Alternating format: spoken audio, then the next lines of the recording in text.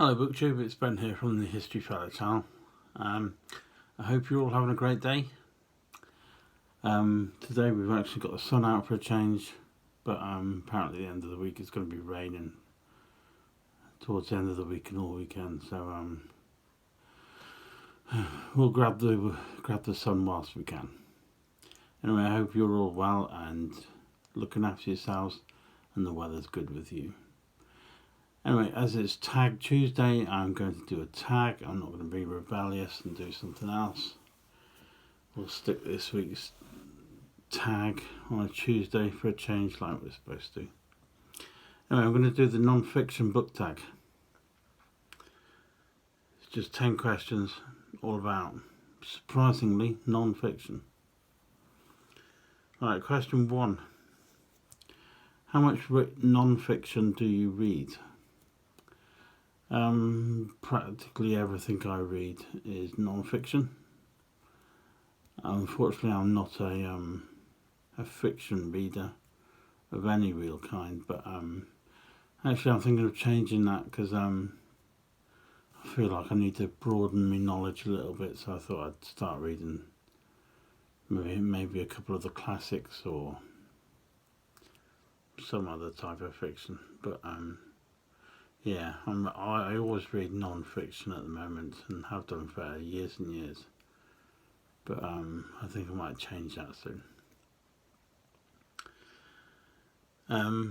Question 2. What kind of non-fiction videos do you make / do you want to make on BookTube?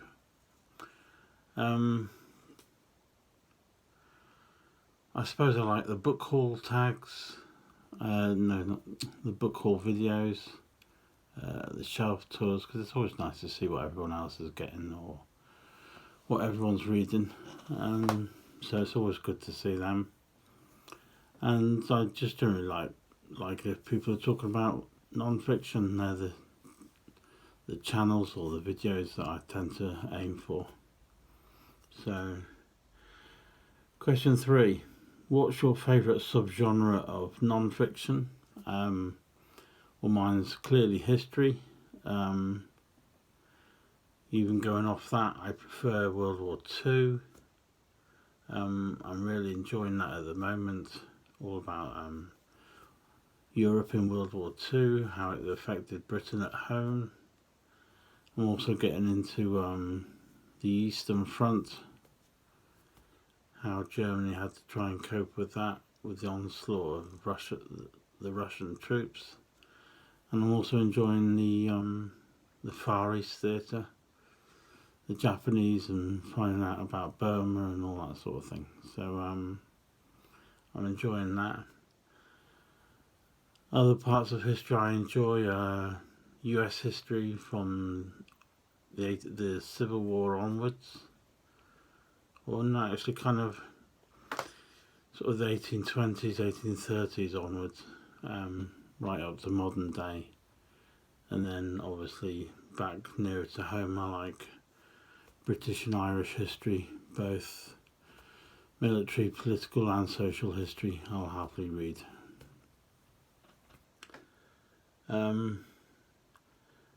Number 4.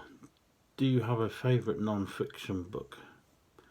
I'm sure I've mentioned before, I like Bury My Heart at Wounded Knee by D. Brown, which looks at the plight of the Indians and how they suffered under the American white man, how they had their reservations taken and how they practically got nothing in return and just shipped off to poorer pieces of land. And the second book would be Fighting Through to Hitler's Germany, written by Mark Forsdyke, I think.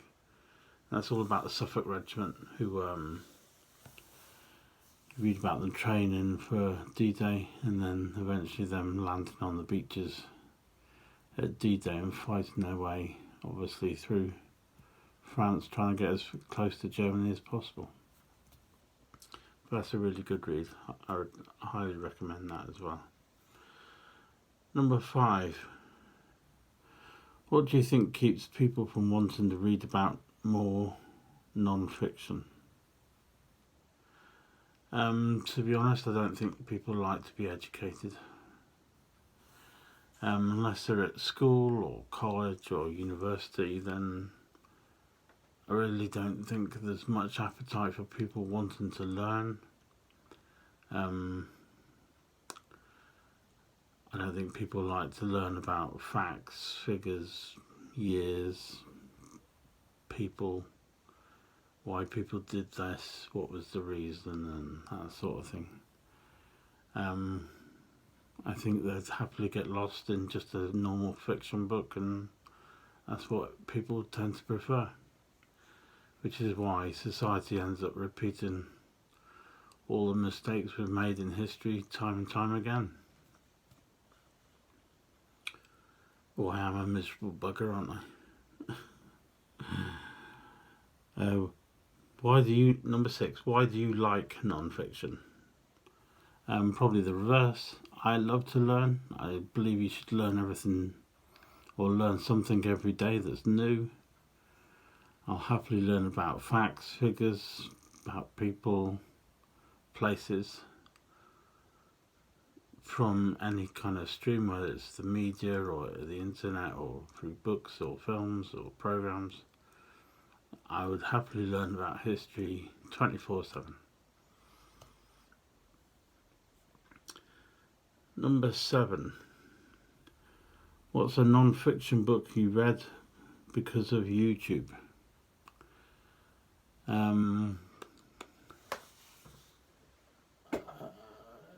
I think Team of Rivals, which I'm halfway through at the moment. Everyone seems to have read a Team of Rivals, and all I ever hear is positive reviews. So I thought I'd buy that book and give it a go. Other than that, that's probably the only BookTube recommendation I've gone out and bought. I do have a favourite YouTuber, because she mainly does just history, the same as me, and that's Peg at the history shelf, bookshelf.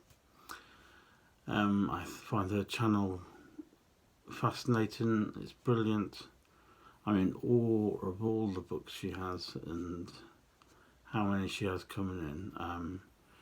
If you haven't seen Peg's channel at the history shelf, then please go along and visit. She's a great YouTuber, and I'll put a link below this video to her channel. What's the best non-fiction book you've read lately? It would be this one. It's called Cricket in the Second World War, The Grim Test. It's published by Pen and Sword Books and written by John Broome. It just looks at the world of cricket during the Second World War years, and it's just brilliant and fascinating, and I learnt a lot from that. It's amazing how, despite there being a world war going on, people still found time for a bit of cricket, and it's very English. So that's been my favourite one. And the next one, let me carry on, because I've found 2 books before I started the questions. But the other one that I really liked, that I've recently read, is Britain's Railways in the First World War, written by Michael Foley, and that's by Pen and Sword Books as well. Now, I'm new into railways, but I found this a brilliant book to read, full of information, amazing detail, and amazing some of the facts and information I found out about how the railway was forced to run, how it wasn't just, driving troops and soldiers around to ports to get them closer to the front. There was a lot of commerce work and still the ordinary everyday work. And it's just a fascinating read, so I'd highly recommend that as well. Number 9. What are some of your non-fiction reading goals? I'm toying with the idea of planning ahead a few months and reading certain books. But then that all depends on whether I can get hold of the books in time to read them at that specific time. But I've got a constant supply of non-fiction books from Pen and Sword Books, and I love reading them. But I'm also working for another couple of publishers as well, Casemates and Amberley Publishing. So I'm going to be getting more books from there. But hopefully I'm trying to going to start with varying the range I'm reading in non-fiction history. I'd like to start learning more about the Greeks, maybe the Egyptians, maybe going just a little far east really, reading up history from around the world rather than just being European centric, which is tends to be how the route the bookshops in Britain, in this country, tend to follow. It tends to be very European based. So I'm hoping to broaden my range and hopefully read a lot more US Civil War history as well. So that was question 9. Number 10, last one.